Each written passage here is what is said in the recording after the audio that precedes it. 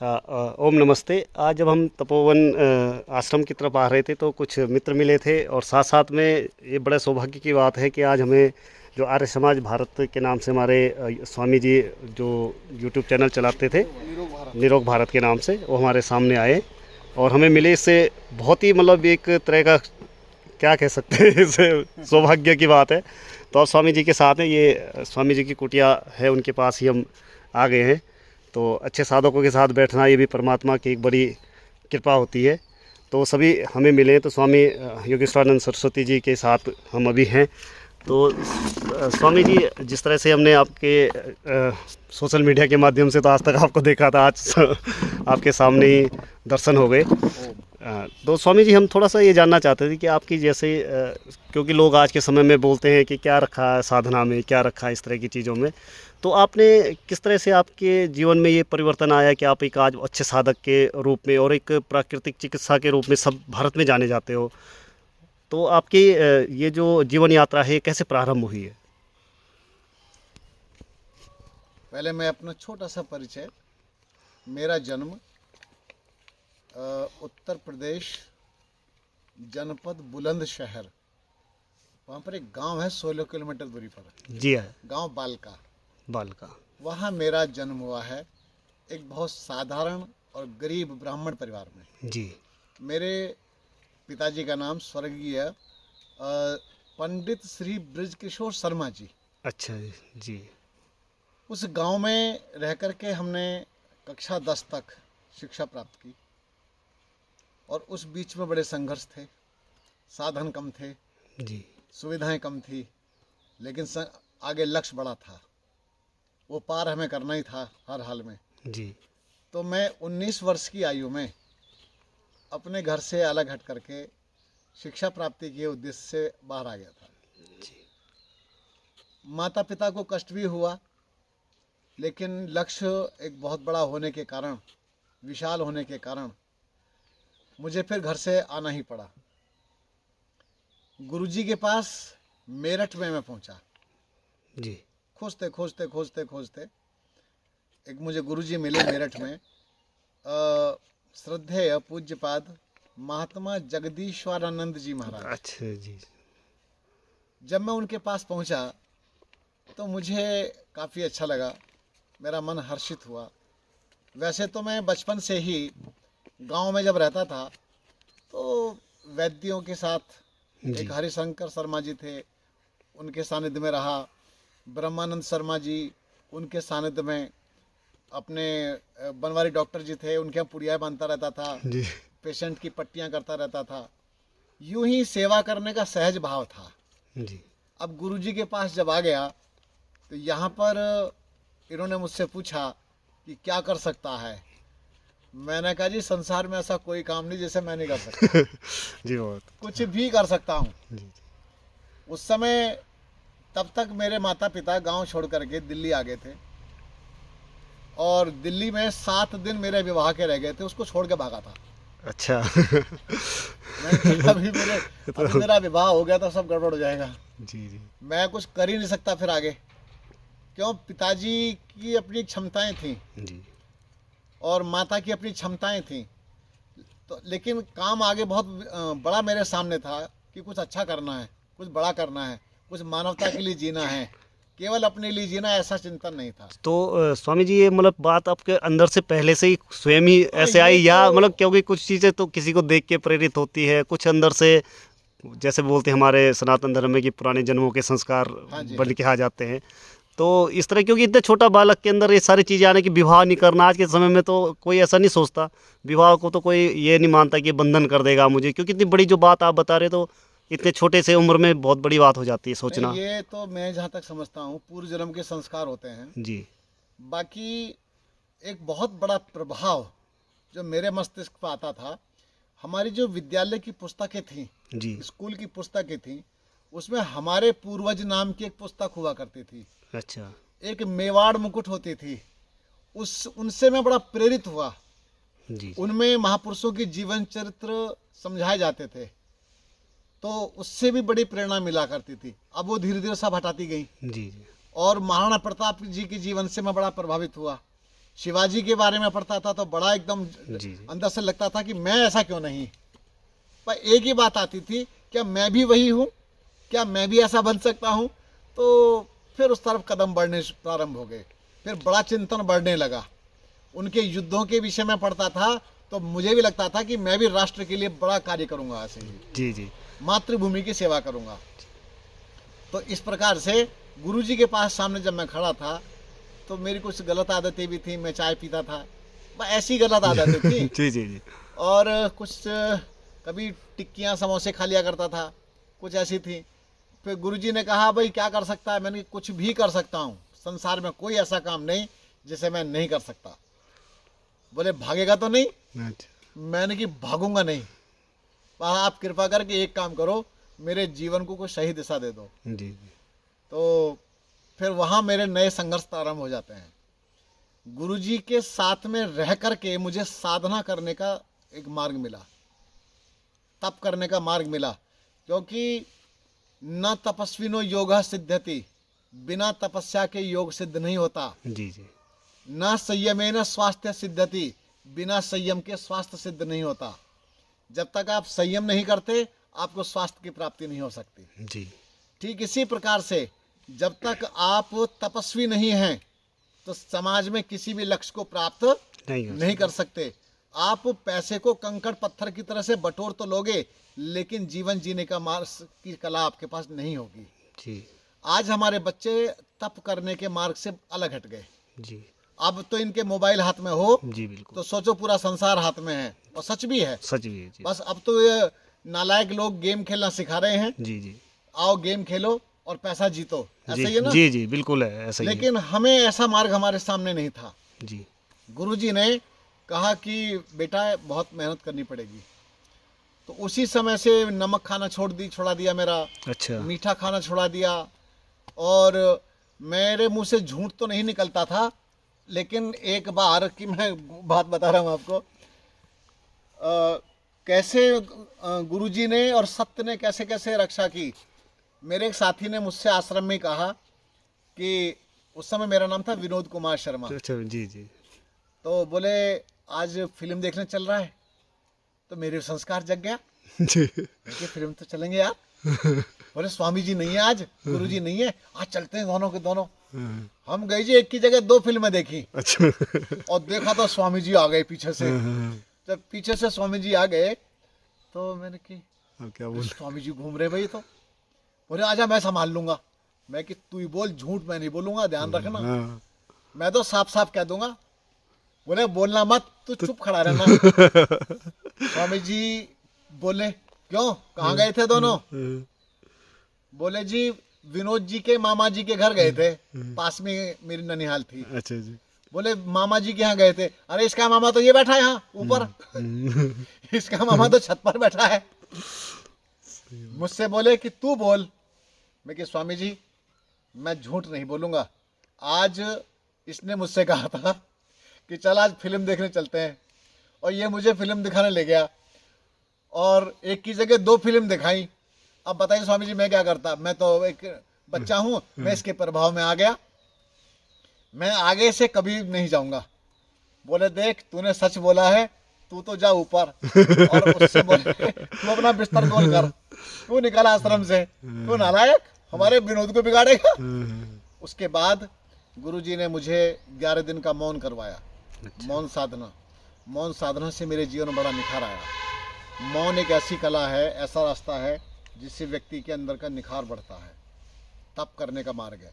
गायत्री अनुष्ठान करवाया उसी बीच में, जी जी उससे मुझे और परिवर्तन बढ़े मेरे अंदर। जो मैं बोलता था काफ़ी, उसमें बहुत टिकाव आ गया। जी जी मेरी वाणी टिकनी प्रारंभ हो गई, मेरे अंदर से नए नए शब्द निकलने प्रारंभ हो गए साधना के द्वारा। जी शब्द पढ़ाई से नहीं, मेरी साधना से ज़्यादा निकले, जी जी उनमें परिवर्तन आया।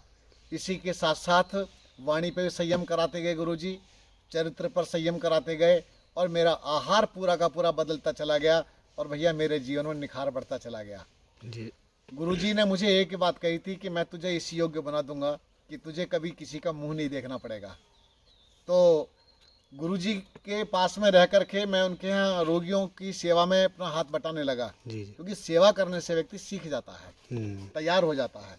उसके बाद में करते करते करते करते प्राकृतिक चिकित्सा की जो गुरुजी के अंदर जानकारियाँ थी, क्योंकि 13 वर्ष मैं गुरुजी के साथ रहा।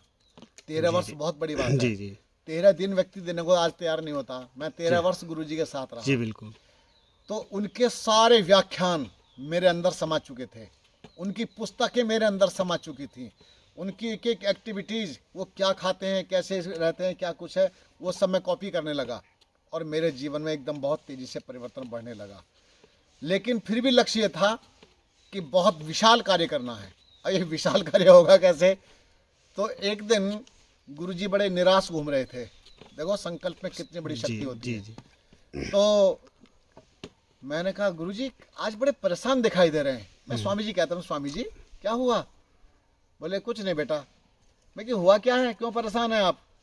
वो कहते हैं भाई मेरे पास बहुत बच्चे आए, जो भी आया वो सीख सीख करके नौकरी करने चला गया। जी जी।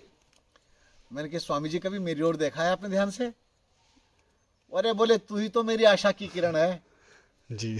तू मेरी आशा है बेटा। मैंने कि मैं आपको वचन देता हूं कि जीवन भर कभी नौकरी नहीं करूंगा। जी। मुझे इस मार्ग पर चलते चलते कितना भी कष्ट उठाना पड़े मैं सहूंगा, कितनी परेशानियां हों मैं पूरी तरह से सहूंगा। और मैं ऐसे सहता चला गया और अपना काम करता चला गया पूरी ईमानदारी के साथ में, निष्ठा के साथ में। कठिनाइयाँ आई, लेकिन उन्होंने मेरा पथ प्रदर्शन किया। उन कठिनाइयों ने मुझे एक निखार करने का अवसर दे दिया, क्योंकि कठिनाइयों से ही आदमी निखरता है। तो जीवन में बहुत साधना रही, बहुत तप रहा। 3 गुरुकुलों में जाने का मुझे सौभाग्य प्राप्त हुआ। जी। सबसे पहले देहरादून में ही गुरुकुल खुला था, आचार्य भद्रकाम जी के चरणों में बैठ कर के शिक्षा प्राप्त की। जी। उसके पश्चात फिर एटा गया, अच्छा। आचार्य विश्वदेव जी के चरणों में बैठने का अवसर मिला। उसके बाद में बदायूं गया, आचार्य चंद्रदत्त जी के चरणों में बैठ करके व्याकरण पढ़ने का अवसर प्राप्त हुआ। तो इसी तरह से पढ़ता गया, सीखता गया और बढ़ता चला गया।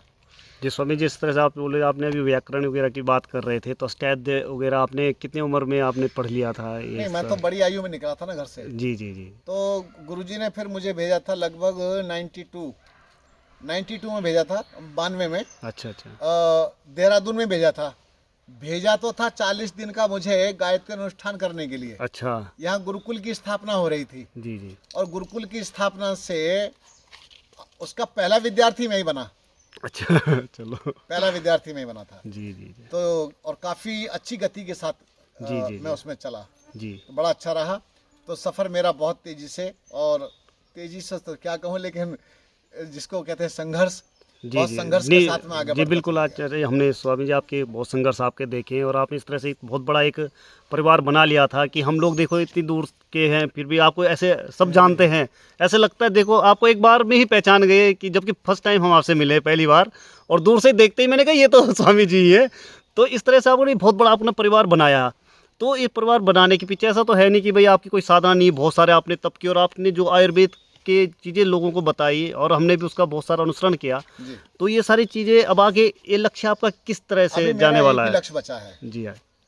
मुझे, मेरे प्राण अभी निकले, मुझे रत्ती भर इससे लोभ या मोह नहीं बचा है। क्यों? मैं संन्यास धारण कर चुका हूँ। जी। अब मेरे अंदर कुछ बचा नहीं। अब तो जो बचा है ये भावी जो पीढ़ी हमारी बैठी है, बच्चे, छोटे छोटे बच्चे हैं, ये बच्चे हमारे बैठे हैं, ये हमारे नौजवान बच्चे हैं। ऐसे ही मुझे अब इन सब के लिए जीना है। जी जी। इन सब के लिए काम करना है। तो काम क्या करना है? सबसे पहला कदम जी, हमारे बच्चों की वेशभूषा बदल गई जी, पहला नुकसान जी। दूसरा नंबर, हमारे बच्चों के खान पान बदल गए जी। ठीक है, खान पान हमारे भारतीय बच्चों के नहीं रहे, भारतीय वेशभूषा नहीं रही, ये भी गया, खान पान गया जी। चरित्र भी हनन हो गया जी, चरित्र का भी दिवाला निकल गया जी। बच्चों के स्वास्थ्य खराब रहने लगे, बिल्कुल जी। ठीक है, सिर से चोटी चली गई बच्चों की जी, बिल्कुल। जनेऊ उतर गया जी, सारा कुछ तो हमारा खत्म हो गया जी। संस्कृति नाम की रह गई है, काम की नहीं रही, काम की नहीं रही जी, बिल्कुल। सच्चाई मानिए जी जी, बिल्कुल। मैं देखता हूँ कई बोले आचार्य जी हैं पैंट में खड़े हुए, पैंट शर्ट पहन करके आचार्य जी खड़े हुए, भाई यार तुम कैसे आचार्य जी भाई, ना तो अरे कुछ है ही नहीं, तो ये नहीं चाहिए था। जी जी, सही हमें तो चाहिए था, लगे भाई हम अपने भारत में अपनी रहने बात- वाले हैं। जी ऐसा लगता है कि भाई ये आचार्य जी अंग्रेज हैं और एक अभी जर्मनी से इंग्लैंड से अभी आ रहे हैं बेचारे। तो ऐसा नहीं, जी, हमें जी। अपने अंदर स्वयं भी परिवर्तन लाना चाहिए, तो बच्चों के लिए काम करना है। जी दूसरा नंबर, मेरे पास में भगवान ने एक विद्या दे रखी है, प्राकृतिक चिकित्सा। जी जी और आज अभ्यास करते करते मैं उसमें सिद्ध हस्त हो चुका, ऐसा मुझे गुरु जी का आशीर्वाद रहा। जी जी ठीक है, और मेरा उसमें कुछ नहीं, मेरे गुरु जी की कृपा है, आशीर्वाद है, जी प्रभु की कृपा है। जी आचार्य इसके बाद में झोंपड़ी से लेकर के महलों तक, झोंपड़ी से लेकर महलों तक इस प्राकृतिक जीवन शैली का दिया जलाना है मुझे। जी, बहुत अच्छा मिशन है झोपड़ी में आपका। भी जलेगा और महलों में भी जलेगा। आज हमारे पास में ऐसी विद्या है कि 3 से 4 या 4 दिन के अंदर अंदर इंसुलिन पूरी तरह से हटा देते हैं। जी जिसको डॉक्टर्स ने ये कह दिया था कि ये हवा बन गया है, ये बीमारी नहीं हटेगी, और जीवन भर ये बीमारी साथ साथ चल रही है। इसके साथ साथ ब्लड प्रेशर, कोई बीमारी है ही नहीं जो जी, ठीक ना हो सके। जी जी और प्राकृतिक जीवन शैली से ही सब बीमारी ठीक हो जाती हैं। मैं इस विद्या को अपनी दिमाग में नहीं रखना चाहता हूँ, जो मेरे अंदर यहाँ है जी, ये जी। पूरे समाज में वितरित कर देना है। जी तो इस प्रकार से, लेकिन बीच में बड़ा भारी नुकसान हमारा हो गया। जी जी, वो उसके बारे में पूछने वाला था थोड़ी देर में, पूछिए। आने वाला था कि मैं वही बता रहा था कि एक बहुत बड़ा हमारा एक परिवार हो गया था जिस तरह से, और कुछ लोगों ने षड्यंत्र के, ये मैं इसको समझूंगा क्योंकि षड्यंत्र बहुत बड़ा है। कि इसको उस माध्यम से उसके सारा नेटवर्क ही तोड़ दिया गया। और तो ये इसमें मतलब ऐसा आपको क्या लगता है, क्या हुआ है, ऐसा मैं क्यों बताता षड्यंत्र हूँ। लग रहा है? मुझे तो गोली मारने की भी धमकी दी गई थी अच्छा, कि मुझे गोली से मार देंगे। हाँ, मैंने कि भैया मैं तो अकेला रहता हूँ, जब चाहो तब मन करके चले आना। जी जी जी मैं तो अपनी कुटिया में अकेला जी रहता हूँ। जी जी 5-7 अकेले से तो मैं 1-2 से तो नहीं, मरना मेरे लिए कठिन हो जाएगा। जी जी थोड़ा सा ज़्यादा लोग आएंगे तो अच्छा लगेगा। सच्चाई यही नहीं है, है, सही क्योंकि गुरुकुल में हमने भी थोड़ा सा हाथ पैर चलाने वहाँ सीखे थे ना, जी जी जी और युद्धाभ्यास भी सीखे हुए थे। जी जी तो मैंने कि बेटा अपने जो पूरी टीम है तुमको लेके आना। जी जी तो उसके बाद में खैर वो तो दब गया, लेकिन वे पूरे षड्यंत्र के साथ में, क्योंकि एक बहुत तेजी से भारत में ही नहीं, जी जी पूरे विश्व भर में वो चैनल पहचाना जाने लगा था। जी बिल्कुल जी, पूरे विश्व भर की, मैं जो उसका देखता था ना, उसमें बहुत सारे हाँ देशों की लिस्ट हुआ बिल्कुल करती जी, थी। बिल्कुल बहुत बड़ा वो बहुत था। बड़ा नेटवर्क था वो। जी। तो प्राकृतिक चिकित्सा से जो अवेयरनेस, जो जागृति आ रही थी, जी। उसको तोड़ा गया है। तोड़ा गया जी बिल्कुल। और ये राजस्थान में एक जगह है, मैं नाम ले देता हूँ, जी जी बिल्कुल, बताइए आप उसको, हम सब साथ हैं आप लोगों के, और और सारे वो चैनल अगर वापस फिर आ जाए, मैं जी, अभी जी, भी जी, प्रतीक्षा में हूँ जी, जी। कि किसी भी तरह से, किसी साथियों के द्वारा उनसे प्रार्थना करके किसी ना किसी तरह से वो चैनल वापस आ जाए, जी, जी, जी। तो समाज का फिर भला होगा। जी जी तो मेरे पास में एक लड़के को भेजा, नहीं पहले एक फ़ोन आया कि गुरुजी एक बच्चा है, वो संत बनना चाहता है। अब मैं तो जैसा व्यक्ति हूँ वैसे बिल्कुल। समझूंगा, छल तो मेरे पास में था नहीं कभी जी भी। जी जी तो मैंने कि भाई कितना बड़ा बच्चा है, बोले 17 साल का है। अरे मैं कि छोटा ही बच्चा है, क्या संत बनेगा अभी, अभी उसको हम पढ़ाएंगे, जी शिक्षित कराएंगे, गुरुकुल में पढ़ेगा या विद्यालय में पढ़ेगा, उसका पूरा खर्च हम उठाएंगे, ठीक, आने दो बच्चे को। जी लेकिन वो तो पूरी प्लानिंग के साथ में भेजा गया था। जी जी जी और उसके बाद में उसने 14 दिन के अंदर अंदर मोबाइल में क्या पासवर्ड लगता है वो समझ लिया। ठीक है, अच्छा, सब चीज़ उसने समझ ली, मेरा सामान कहाँ कहाँ रहता है और कहाँ हार्ड डिस्क रखी है।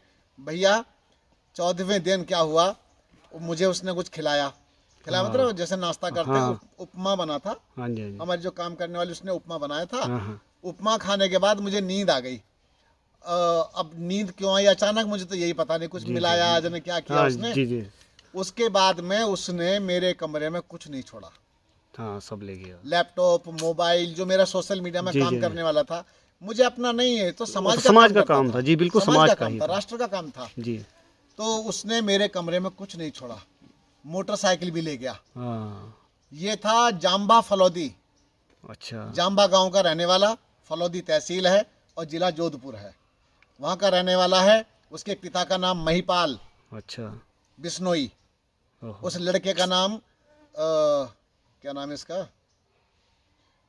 मैं तो दिमाग से नाम भी उतर गया।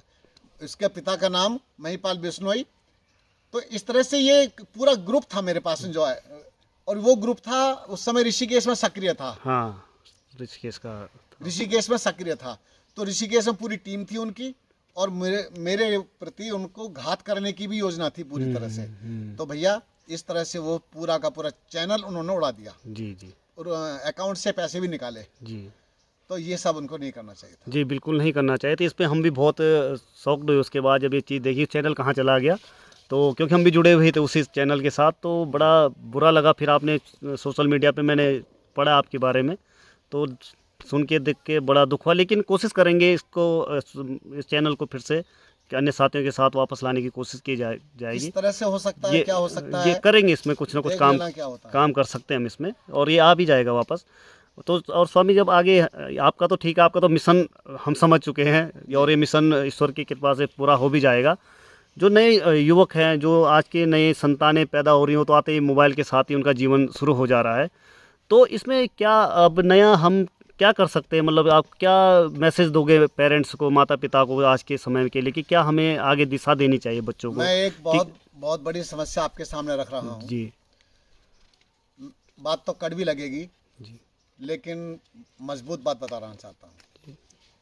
सच तो यह है कि आज के समय में जिस तरह से विवाह हो रहे हैं, जी जो विवाह के अधिकारी नहीं है वो तो विवाह कर रहे हैं, जी बिल्कुल, समझे ना। और जो अपना पे ब्रह्मचारी हैं और इस तरह के जो तगड़े तगड़े हैं, जो राष्ट्रभक्त हैं, वो विवाह कर ही नहीं रहे। जी जी जी, सच्चाई बता रहा हूँ ये आपसे। बात भी आपकी चाहे वो सत्य है। आरएसएस के संगठन के लोग हैं, जो जीवनदानी हैं, जी वो अविवाहित हैं और राष्ट्र का काम करते हैं। राष्ट्र गाँव, ऐसा नहीं कि राष्ट्र का काम नहीं करना चाहिए, जी जी लेकिन वो अविवाहित हैं। जी इसी तरह से ब्रह्मा कुमारी एक मत है, जी उनके यहाँ पर भी संतान उत्पत्ति से दूर रखा जाता है जी ना। तो हमारे देश को तो नष्ट करने की पूरी प्लानिंग चल रही है, जी जी किस तरह से नष्ट किया जाए। और हमारे स्वयं के बच्चे 35-35, 40-40 साल के कुंवारे घूम रहे हैं, कुमारे घूम रहे, जी बिल्कुल जी, समझ समय गए? पर नहीं और हो रहा। जिन्होंने विवाह कर लिए वो शराब पी करके, तंबाकू खा के, गुटखा खा करके, और ये कोका कोला मतलब कोल्ड ड्रिंक आदि जी, पी करके, बाहर के फास्ट फूड खा करके वैसे बर्बाद हुए पड़े हैं। जी जी उनके अंदर के शुक्राणु भी खत्म हो चुके होते हैं, डेड हो चुके होते जी हैं। बिल्कुल जी मरे मराए शुक्राणु से मरा बच्चा पैदा कर लेते हैं, जी, फिर वो जिंदगी भर और बीमार मरा बच्चा पैदा कर लेते हैं, उसमें दम नहीं होते, और टीके लगा करके, पेट फाड़ करके, माताओं के ऑपरेशन करके जन्म हो रहे हैं बच्चों के। जी, जी। ये सच्चाई बता रहा हूँ। जी बिल्कुल जी, सच्चाई और है। ये इतना ये बड़ा समाज की सच्चाई है। दुख है, बहुत बड़ा, कि माताओं के पेट को ऑपरेशन किए बिना बच्चे का जन्म नहीं होता है। जी। ये बड़ा दुर्भाग्य है। दुर्भाग्य। आज जन्म भी हॉस्पिटल में होता है, मृत्यु भी हॉस्पिटल में होती है। ये और खतरनाक काम है। अब इसके साथ ही साथ में जो बच्चे पैदा होते हैं, उनको लगातार प्रारंभ से ही टीके लगने शुरू हो जाते जी हैं। जी जी, वो तो माँ के गर्भ में आते हैं, इससे पहले शुरू हो जाते हैं टीके लगने। जब तक ये अंग्रेजी डॉक्टर हमारे भारत में नहीं आए थे, तो भारत के लोग जिंदा नहीं थे। जी बिल्कुल, कितने 100 वर्ष की आयु जिया करते थे, सब इंजेक्शन लगवा के जीते थे। जी जी तो हमें परिवर्तन कहाँ लाना चाहिए था? हमें अपनी जो सनातन संस्कृति से जुड़ी हुई जीवन शैली थी, उसको नहीं बदलना था। जी हमें योग के मार्ग से नहीं हटना था, प्राणायाम के मार्ग से नहीं हटना था, अपने जो उचित आहार विहार के मार्ग से नहीं हटना था। हम ऑर्गेनिक खेती की ओर हमारा ध्यान नहीं है। हमने केमिकल युक्त पेस्टिसाइड डाल करके खेती का नाश कर दिया है। तो हमको वापस अपनी जैविक खेती की ओर आना चाहिए था, तभी जाकर के हम लोग संभल सकते हैं। देखो, माता पिता को भी अपने बच्चों को प्रारंभ से ही प्रयास ये करना चाहिए, मोबाइल की उपयोगिता उसके दिमाग में ना रखें। जी वरना पैदा होते ही थोड़े से जब संभलता है तो माँ दे देती है, उसमें वो गेम ऐसे देखता रहता है ऐसे करके। जी जी जी, वो जो गेम देख रहा है बच्चा, बस ये खतरनाक है। ये खतरनाक है। अब ये फंस गया। माँ काम करती है क्योंकि अकेली माँ है, हाँ, अकेली है। अकेला बच्चा है, वो रोएगा, तो सास के हाँ। पास में रहती नहीं है, जी माँ बाप से अलग रहते हैं, अलग रहते हैं, सास ससुर से अलग रहते हैं, हाँ। और अकेली पड़ गई है। वो बच्चे को लगा दिया है गेम खेलने के लिए, और वो अपनी आंखें फोड़ रहा है वहां पर। जी इधर ये काम में लगी हुई है। बच्चा रो ना पड़े इसलिए मोबाइल उसके हाथ में दे देती है। अब वो मोबाइल उसके लिए नासूर बन जाता है। जी और थोड़ा बड़ा होते ही मोटा लेंस लग जाता है बच्चे की आंख पर, जी। और बच्चा फिर बीमार हालत में जिंदगी जीता है। तो मैं आपको बताता हूँ भैया, आज पूरी तरह से स्थिति खराब हो गई है। करना कुछ नहीं है, थोड़ा अवेयरनेस लानी है। जी जी, उपयोग देखो, ये डंडा सुख देता है या दुख देता है? वैसे तो दुखी है अगर मार। इन्होंने कहा दुख देता है। बोलो बेटा, मतलब है तो अरे दोनों कुछ नहीं, किसी भी चीज का सदुपयोग तो है सत्य करो सुख, सुख है, सही और बात। दुरुपयोग है दुख। दुख। कुत्ता काटे तो ये उसके लिए सही बात, उसके लिए ठीक है। मैं कहीं चढ़ाई पे चढ़ रहा हूँ उसके लिए तो उसमें मुझे ये सपोर्ट करेगा, जी जी सदुपयोग कर रहा हूँ। जी बिल्कुल इसका दुरुपयोग मैं सड़क पर जाकर के वैसे घुमाना प्रारंभ कर दूं, किसी का सिर फोड़ेगा वो मेरा फोड़ेगा, जी जी तो वो दुख हो गया। जी जी तो दोनों हैं। जी जी हर ऐसे ही मोबाइल है, मोबाइल का सदुपयोग सुख और दुरुपयोग है दुख। जी। बस ये बातें समझ में आनी चाहिए और बच्चे उसको लिमिटेड कर दें तो जीवन उससे बचा ले। जी स्वामी जी, एक और बात थी कि अब हम लोग जैसे हम भी जुड़े हुए हैं, तो क्या है कि बहुत सारे लोग आज के समय में गुरुकुलों के साथ जुड़ रहे हैं और बहुत सारे गुरुकुल भी स्थापित हो रहे हैं और बहुत सारे लोग अवेयरनेस है लोगों के पास आज के समय में गुरुकुलों की कि उनकी हो, लेकिन फिर भी उनके मन में फिर भी एक पर्सन यही रहता है कि गुरुकुलों में जाने के बाद क्या, मतलब आज के समय में सारे साधनों के प्रति लोगों का व्यवहार बदल चुका है, तो सब साधनों की तरफ भागे जा रहे हैं। तो ये कहते हैं कि गुरुकुलों के बाद क्या करेंगे बच्चे, गुरुकुलों के बाद तो कुछ भी नहीं हमारे पास, क्योंकि हमारे पास ना खेती है ना कुछ है, क्या करेंगे, क्योंकि हम तो छोटे मोटे घरों में रहते हैं। गुरुकुल में चले जाएंगे बच्चे, फिर बच्चे तो वहाँ से मतलब उनका मस्तिष्क में वही चीज़ आ जाती है कि वो तो सन्यासी बन जाते हैं, ये कर जाते हैं, तो कैसे हमारा जीवन वो देखेंगे। तो इस तरह के पर्सनों के लिए बड़ी समस्याएं रहती हैं, जबकि ऐसा नहीं है कि बहुत सारे गुरुकुल अच्छे हैं, वहाँ से लोग बड़े बड़े आईपीएस और इस तरह के साइंटिस्ट तक बन रहे हैं और विदेशों में जा रहे हैं, कोई नौकरी कर रहे हैं। बट वो यही है कि भाई कुछ धन अर्जन के लिए कैसे गुरुकुलों को थोड़ा व्यवस्थित किया जा सके, या कुछ इस तरह की योजना। जब से स्कूल भारत में खुले, जी कॉन्वेंट खुले थे पहले, जी जी ये कॉन्वेंट जब से खुले तब से हमारे गुरुकुल की ओर, क्योंकि अंग्रेजों ने भी नष्ट किए, मुसलमानों ने बड़ा नुकसान किया, जी जी नालंदा विश्वविद्यालय फूंक दिया, जी बहुत बड़ी हानि हुई। जी ठीक है। इसके साथ ही साथ में कितने गुरुकुल थे? 1 लाख से ऊपर के गुरुकुल तो नहीं, अभी 5 कुछ लाख समय, के करीब थे भैया। हाँ, मतलब 1 लाख के गुरुकुल तो अभी कुछ ही समय पहले थे। 7,36,000 गुरुकुल थे हमारे जी, पास जी, में। तो इतने गुरुकुल नष्ट हुए, मतलब कुछ ही बचे हैं, हाँ जी ज्यादा नहीं है। जी अब प्रश्न ये आता है कि जब स्कूल थे ही नहीं जी तो क्या हमारे भारत में काम करने नहीं हुआ करते थे? जी बिल्कुल होते थे। और जब वैदिक काल की तरफ पहुंच जाइए तो घास खोदने वाला, चरवाहा, जितने भी सब होते थे वे सब संस्कृत भाषा का ही प्रयोग किया करते थे। जी जी ठीक है। तो संस्कृत मजबूत थी। अब उस समय शिल्पकार भी होते थे, जी हाँ जी बिल्कुल थे ना थे? जी, बहुत इतने बड़े लोहे हॉर्टिकल्चर का हमारे कार्य पास है। करने वाले भी होते थे, जी लकड़ी का काम करने वाले भी होते थे, सारे के सारे हुआ करते थे, नहीं होते थे, जी, पर जी। योग्य होते थे। योग्य होते थे जी बिल्कुल सही। अब अगली बात, आज आधुनिक शिक्षा पद्धति के हिसाब से क्या हो गया? लोहे का काम वो करेगा जो अनपढ़ है। अनपढ़ है जी बिल्कुल, ये यही दिमाग में घुस गया है। समझ लेना। जी अच्छा चलो, मेरे जैसा व्यक्ति जी। खूब पढ़ाई लिखाई किया, सब कुछ है, जी। अगर मैं ट्रक चला रहा हूं जी तो मैं बुरा लगूंगा? अगर मैं वास्तव में पढ़ा लिखा हूं, अच्छा सभ्य व्यक्ति हूं, तो मेरे चलाने का ढंग भी अलग होगा, अलग जी, सही बात। उस कार्य में सुगंध आएगी। अगली बात, कल को मैं कोई सिलाई का काम भी करूँ, कुछ भी काम करूं, तो मेरे करने में भी कुछ अलग ही आनंद आएगा। जी जी तो गुरुकुल सर्वांगीण विकास का साधन हुआ करता था। बच्चों को भीरू नहीं बनाया जाता था, योद्धा बना करके निकाला जाता था। ब्रह्मचर्य की शिक्षा से, ब्रह्मचर्य की शक्ति से प्रचंड शक्ति उसके अंदर हुआ करती थी। और जब वो गुरुकुल से निकल करके आता था ना, तो कहते हैं कि जिस रास्ते से ब्रह्मचारी निकल के जाता था, अगर राजा की सवारी आती थी तो राजा अलग खड़े हो जाते थे और ब्रह्मचारी को रास्ता दिया करते थे। ये होती थी गुरुकुल के ब्रह्मचारी की महिमा। जी अब मुझे बताइए, तो गुरुकुल में तो सर्वांगीण विकास होता था, हर तरह की विद्या वहां सिखाई जाती थी। जी जी जब शूरवीर बनाया जाता था, तीरंदाजी से लेकर तलवारबाजी, हर तरह की कलाएं वहां हुआ करती थी। जी अब यदि वो किसी सेना में भर्ती होना चाहे, झट से उसका नंबर आता था। बोलो, जी जी झट से उसका नंबर आता था। तो मैं समझता हूं कि गुरुकुल तो बहुत बड़ी स्थिति पैदा करते थे। और जब से हमने ये स्कूलों की तरफ रुख किया, हम चरित्र से भी गए, जी स्वास्थ्य से भी गए और मस्तिष्क से भी गए। हमारे बच्चे कुंठित होते चले जा रहे हैं और कितनी आत्महत्याएं बढ़ रही हैं। जी और सबसे बड़ी समस्या यह है कि हमारे पुस्तकों में से जो हमारी मुख्य बातें थी वो तो हटा दी और पता नहीं आड़ कबाड़ भर के रख दिया, इसको पढ़ो तुम रट लो। जी तो मैं समझता हूं कि अपने को, हमारे बच्चों को गुरुकुल की ओर वापस भेजना चाहिए और गुरुकुलों की स्थापना पर जोर देना चाहिए। अधिक से अधिक प्राकृतिक चिकित्सालय खुलने चाहिए, आयुर्वेद के संस्थान खुलने चाहिए, तब जाकर के देश वापस बचेगा। जी जी नहीं तो बड़ा कठिन हो जाएगा। जी स्वामी जी, बहुत अच्छा आपने ये सारे आपकी चीज़ें बताई, और आज योगी केशवानंद जी के साथ हमने बहुत अच्छा लगा कि आपने इस समाज को एक नई दिशा देने का जो प्रयत्न किया। स्वामी जी, एक अंतिम प्रश्न ये है कि प्रश्न तो नहीं है कि अब जैसे आपका सारा सोशल नेटवर्क तो फिलहाल टूट गया है, जो कुछ जुड़े हुए हैं हम लोग जैसे फेसबुक आदि पे जुड़े हुए हैं, तो अब आपसे कोई संपर्क करना चाहिए तो किस माध्यम से करें?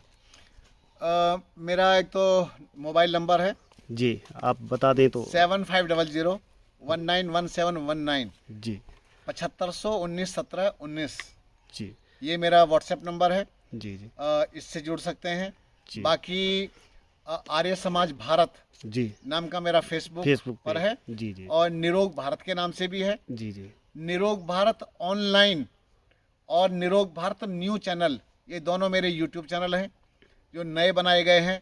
अभी तो सब्सक्राइबर भी ना के बराबर ही है। जी जी, वो ठीक है, वो तो बहुत थोड़े से हैं। नहीं, हो जाएंगे, आप फिर सब्सक्राइबर हो जाएंगे। कोई बात नहीं, अब जैसे जैसे लोगों को पता चलेगा फिर वो जुड़ते चले जाएंगे। जी जी जी लेकिन बड़ा कठिन होता है दोबारा से उस तरह से। जी जी बिल्कुल बहुत सही कठिनाई हो बात, जाती सही है। बात। बहुत मतलब ढूंढना ही मुश्किल हो जाता है, एक बार निकल गए तो कैसे नहीं, ढूंढे, ये तो बहुत। लोगों को यही पता नहीं कि चैनल बंद हो गया, कई लोगों को जी तो जी जी जी बेचारे वो परेशान है। ढूंढ रहे हैं। मैं स्वयं बता रहा हूँ, मैं खुद इस चीज़ को देखा हूँ। मैं एक चीज़ दिन कोई चिकित्सा के बारे में ढूंढ रहा था, मैंने कहा जो आपके उसमें तो मिल जाएगा, देखा तो है ही नहीं चैनल ही नहीं था उसमें।